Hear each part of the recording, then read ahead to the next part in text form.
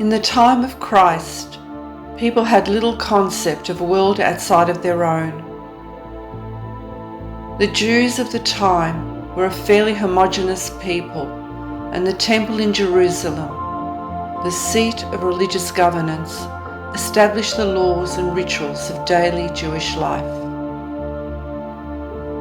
When Jesus of Nazareth declared his intention to establish a self-rule under the guidance of God the Father, who had sent him to awaken his people to higher truth, it was viewed as an unforgivable act of heresy that warranted death by crucifixion. The sin of Jesus in the eyes of the Pharisees and Sadducees was his rejection of their prescribed teachings and rules for living, and his gaining of followers through seemingly miraculous healings. His divinity was being recognized by many people, and so he became a threat to religious leaders. The living Spirit flowing through him exposed the hypocrisy of holy men who recited ancient prayers and teachings, yet did not live by them, and who were complicit with the brutal authority established by Rome.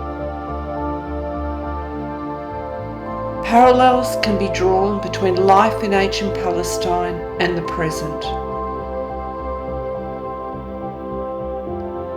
In the earlier time, a major conflict raged among the people that was viewed as a religious struggle. But it was, in fact, a political rivalry among Jewish sects and between those who held power and those who, weary of the yoke of cruel authoritarian forces, anxiously awaited a Messiah. The major dispute among Jews of the time was whether Jesus came as a Messiah in fulfillment of prophecy, or whether he was an ambitious rabbi who sought to replace the established religious power.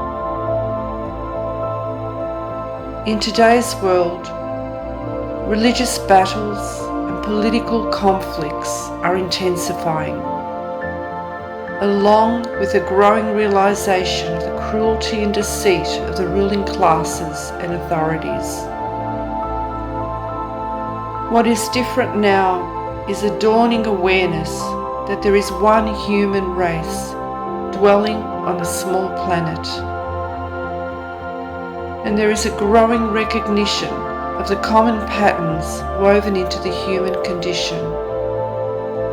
Factual global realities are readily known, and people have the capacity to think and draw conclusions. Many are realizing how man-made laws have penalized the vast majority, mainly serving those at the top of the pyramid. This recognition has been spreading across the globe. People everywhere are rising up against the authoritarian rule of earthly powers. Even those who would prefer autocratic rulers are searching for replacements to the present order. Governors of peoples and nations have yielded little to the citizens whose lives they rule, while enjoying fantastic wealth unearned by them, but by the labours of the governed. Wealth that rivals the ancient pharaohs whose fortunes were made on the backs of slaves. Moneyed interests have come to rule the world and enslave the people. What has been lost under this rule is love. The absence of love is destroying generations and populations, starting with the family. The capacity of parents to love their children has diminished under the pressures of having to make a living in a harshly material civilization. Untold millions of souls are forced to choose whether to heat their homes or feed their families, whether to raise their own children or allow them to be raised by strangers. Societies have been sickened from within by growing demands for money and dwindling capacities for love. Christ is returning to earth to resurrect the capacity to love and to awaken an adjunct to love, the power to discern truth. It is his mandate to expose the wounds of the human heart and work to heal them by fostering a recognition of truth.